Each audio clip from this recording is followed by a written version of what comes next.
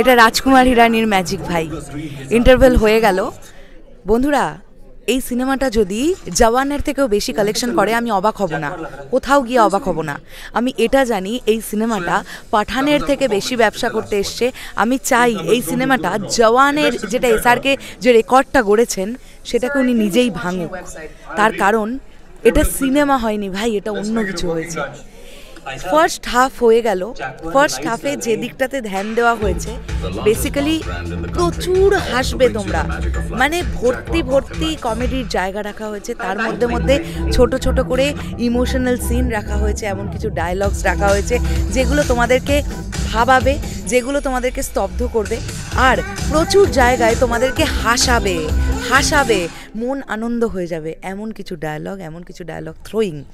আমরা যদি এক এক করে ছোট ছোট করে একটু একটু করে পয়েন্টগুলোকে বলি, এসআরকে এখানে পুরো 90s-এর এসআরকে লাগছে। আচ্ছা, গল্পটা শুরু কিন্তু হচ্ছে প্রেজেন্ট ডে থেকে।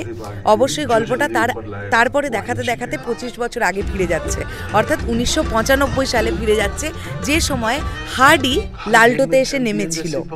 এবং সেখানে তার যে বন্ধুরা, তাদের খুব স্বপ্ন তারা লন্ডন যাবে। কিভাবে যাবে তারা লন্ডন? কেউ তো ভিসা পাচ্ছে না, তো কিভাবে লন্ডন যাবে তারা, সেটা কিন্তু সেকেন্ড হাফে দেখাবে। প্রথম হাফটাকে কেবলমাত্র বেশি নজর দেওয়া হয়েছে কমেডির দিকে, তারপরে নজর দেওয়া হয়েছে ইমোশনাল কিছু ডায়লগস, এবং এসআরকে পুরো 90s-এর এসআরকে হিসেবে পাচ্ছি। তাপসি পান্নুর অভিনয় নিয়ে কোনো কথা হবে না। ফার্স্ট হাফে ভালোবাসাটাকেও ছোট ছোট করে দেখানো হয়েছে। এসআরকে তাপসি পান্নুর ক্যারেক্টারটাকে ভালোবাসে, তাপসি পান্নুর ক্যারেক্টারটাও এসআরকে পছন্দ করে, সেই ব্যাপারটা খুব সুন্দরভাবে দেখানো হয়েছে, ভীষণ সুইটভাবে। পার্টিকুলার একজনের কথা বলবো, এই বন্ধুদের মধ্যে একটি পাঞ্জাবি ছেলে আছে, সে এই প্রত্যেকের মধ্যে ভিকি কৌশল ওখানে প্রচণ্ড ভালো, হ্যাঁ, তাপসি পান্নু ভালো, আরও একজন আছেন তিনিও ভালো, কিন্তু সব থেকে যেন বেশি চোখে লাগছে সেই পাঞ্জাবি ছেলেটিকে, এই পাঞ্জাবি বন্ধুটাকে। সে যেভাবে নিজেকে প্রেজেন্ট করেছে, যেভাবে এখানে না প্রত্যেকেই ভালো, তবে বন্ধুগুলোর মধ্যে পাঞ্জাবি বন্ধুটা সব থেকে বেশি ভালো লাগছে। ভিকি কৌশল ইন্টারভেলের শেষ দিকটাতে এসে ভিকি কৌশলের দুর্দান্ত পারফরমেন্স আছে। আচ্ছা, ইন্টারভেলের মোটামুটি 80% থেকে কিন্তু মানুষ ইমোশনাল হতে শুরু করবে, এবং যে পয়েন্টটাতে গিয়ে ইন্টারভেলটা হচ্ছে সেই জায়গাটাতে কিন্তু অডিয়েন্স চুপ করে যাবে, স্তব্ধ করে দিচ্ছেন রাজকুমার হিরানি। কিছু কিছু জায়গায় ছোট ছোট করে 3 ইডিয়টসের কথা তোমাদের মনে পড়বে, কেননা রাজকুমার হিরানি এভাবেই হয়তো মেক করেছেন। লুটপুট গায়া গানটা যেভাবে আসছে ভীষণ সুন্দর লাগছে, ভীষণ সুন্দর লাগছে। তো একটা না কমপ্লিট প্যাকেজ এই ছবিটা।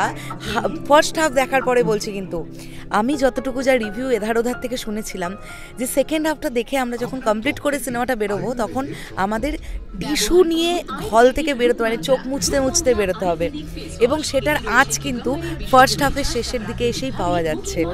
ডায়লগ রাইটিং ফ্যান্টাস্টিক লাগছে। না, ছোটদা পেছনে জেগে আছে, এবারে ঘুমোচ্ছে না। তো যেটা বলছি, যে ডায়লগ রাইটিং ভীষণ স্ট্রং হয়েছে। আমি ইন্টারভেলের মানে এইটুকুনি সময় চলতে চলতে যেটুকু পারলাম সেটুকুই বললাম।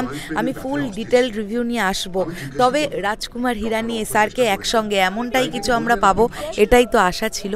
এর থেকে কম আশা আমি করিনি, তবে যেটা পাচ্ছি ভাই সেটা লেভেলের ভালো, লেভেলের ভালো। এই হো হো হো হো করে হাততালি এবং হাসি সিনেমা হলে ফার্স্ট হাফে যেভাবে ক্রিয়েট করেছেন রাজকুমার হিরানি, ফ্যান্টাস্টিক লাগছে, ফ্যান্টাস্টিক লাগছে। এটা মাস্ট ওয়াচ সত্যি। আমি ফার্স্ট হাফ দেখেই বললাম, বাকি রিভিউ ডিটেল রিভিউ পরে আনছি। চলো তাহলে এখনের জন্য টাটা।